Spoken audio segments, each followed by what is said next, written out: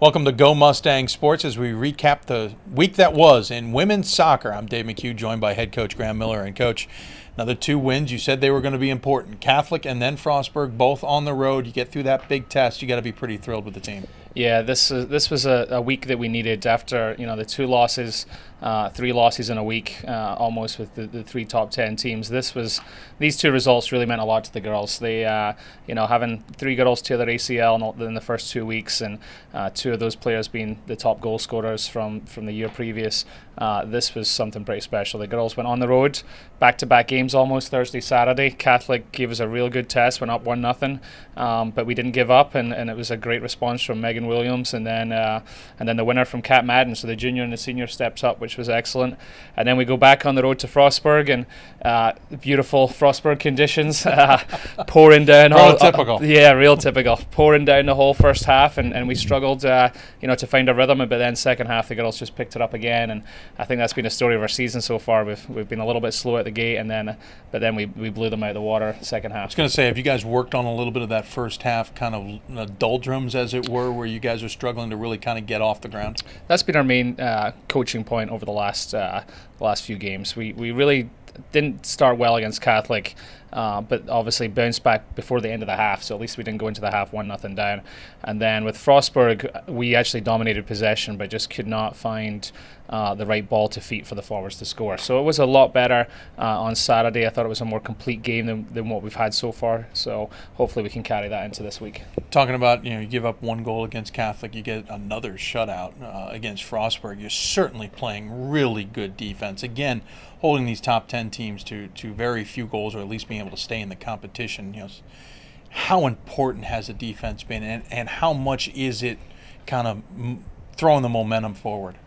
Yeah, the defense has just been outstanding. It was Shannon McGuire, Emily Lasquadro in the middle. Those 2 just have found a great combination. They've really been rock solid, and it's just the way they play at the back. They're not just launching the ball forward like some of the teams have come up against, that direct ball. They're trying to find feet. They did a great job of that.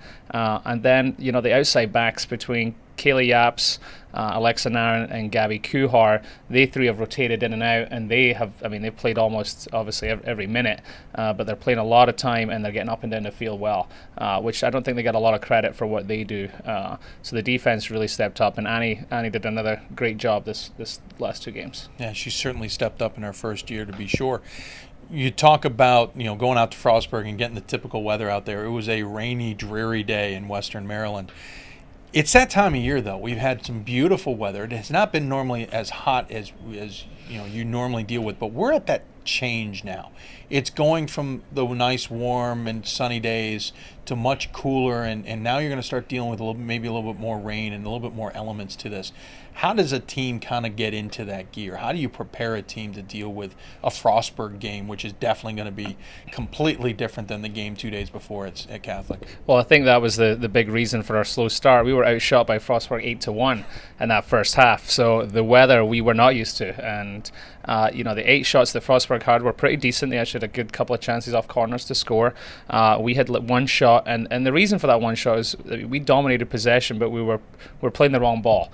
We're trying to play the ball in behind the defense. Frostburg was sitting deep, and because of it was so slick, because we haven't been used to the rain, the ball was just running out for goal kicks. So once we changed that up second half, it was the same weather conditions, but we changed to play the ball to feet, and then the girls just took over. So we just have to, obviously, now that we've experienced that game, maybe have the game plan in place before we go into it, and I don't think we did, and that's on me as a coach to make sure that we have the right tactics with those weather conditions. Beyond tactics, how do you get the players? I mean, obviously a soccer player is used to the change in conditions. They always play, for the most part, from warm to cold, but when you're used to the nice weather, how do you get the players to start changing their mentality more than just the tactics? Actually, I think we're better cold weather team. Yeah. I think we've always been a cold weather team. So I think their mentality, they were actually laughing. They were having a great warm up. The warm up was excellent. During the Frostburg, they all were ready for it. We knew it was going to be difficult, wet conditions, but they had a great time with it. And they're a good bunch, and they will rise to any weather condition. And they actually, like I said, they play better in the colder weather. Looking ahead, we have 1 more week left before you dive into the conference action. Salisbury and St. Mary's, 2 Capital Athletic conference opponents. both very good opponents in different ways. You're really throwing the test at your girls, but this one's kind of that last big hurrah before they really get into the nitty-gritty. Yeah, these two we need for any chance for us to get an at-large bid. Depending on what happens with the conference, these are two huge games. If we were to come out of this, a 11-game non-conference schedule, 8-3 with only 3 losses to 3 of the top 10 teams in the country, I think this would be great. Salisbury's going to be a huge test on Wednesday. Obviously the schools have been rivals over the years, and we had a tough loss to them last year, 1-0 in double overtime. So this year the girls will be ready for it. They'll be fired up because a lot of them remember that result last year, and I think it hurt us in the end with the in-region rankings. So this will be a huge game Wednesday, and then St. Mary's on the road again. So they're on a grass field, so we'll have to prepare for that again.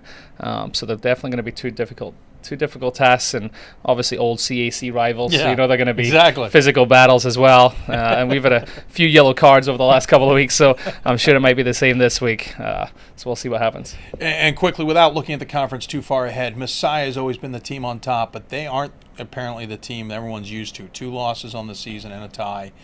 Is this conference more up for grabs than maybe even you expected at the beginning? Granted, no conference plays, but I just mean in the overall look at things.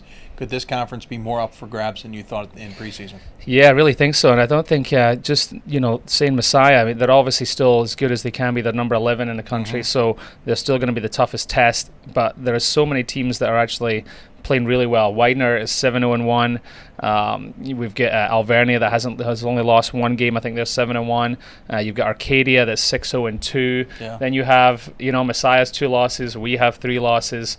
Lebanon Valley's on 2 and Elizabethtown's on 4, and they were the 4 teams that were picked to be above all the other teams. So I think it's going to be really interesting this year. So it definitely looks like it's going to be a lot tougher than what it was last year. But then again, obviously taking out Messiah not as strong as last year. Sure. He's Graeme Millar. Salisbury at home, St. Mary's on the road to round out the non-conference schedule before the women's team tackles the MAC coming up in 2 weeks. We'll have plenty of more in the weeks ahead here on Go Mustang Sports.